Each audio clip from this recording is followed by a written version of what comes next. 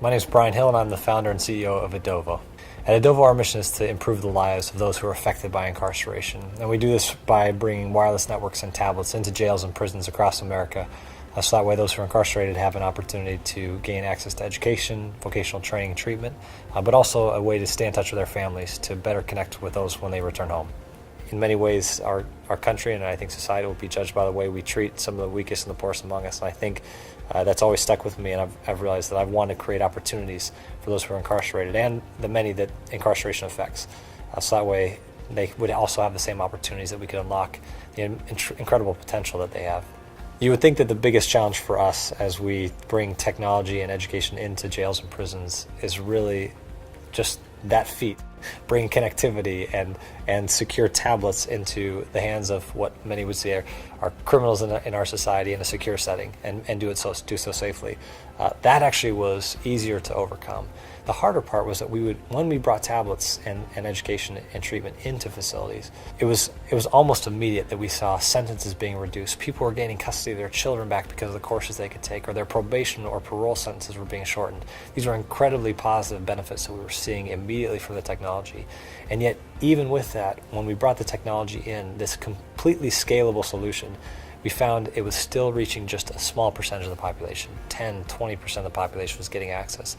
And this was the problem that we were always trying to solve. My dad, when I was growing up, taught in a classroom of 20 in a facility of 4,000, and I knew that wasn't enough. Our goal was to make sure that rehabilitation and opportunity was available to everybody, and technology could truly solve that.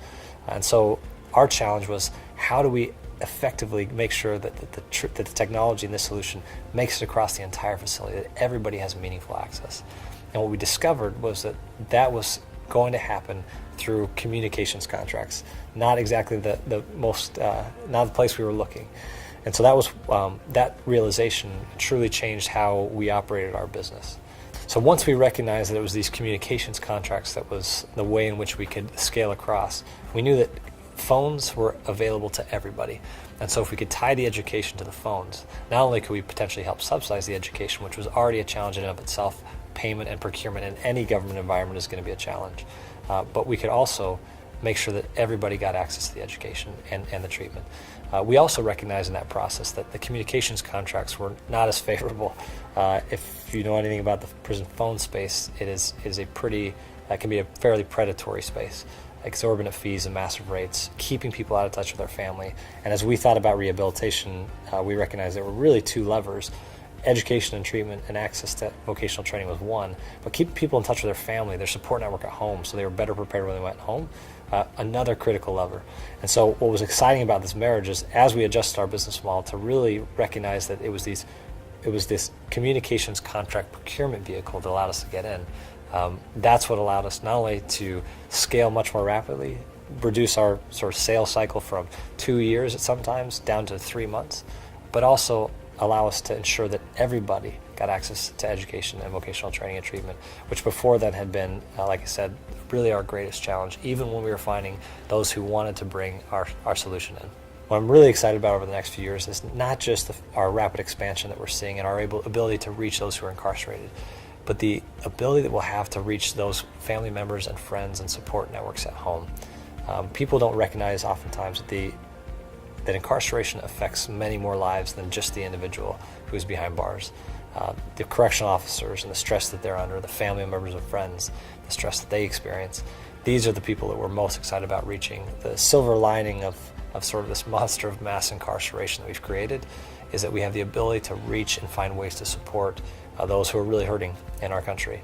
And that's what I get most excited about, is how we can help. Unquestionably, the best business advice that I've been given is be married to the outcome that you want, not to your idea. I think anyone is a founder of a company and who's leading a company recognizes that our ideas are wrong a lot. If you haven't figured that out, then you probably won't be running a company for very long. Constantly, you're trying to figure out what is the right thing to do. The beauty of innovating and creating a new technology or a new space is that you're always going out into the dark. And so you're taking guesses and you're making your best assumptions based upon the information you have.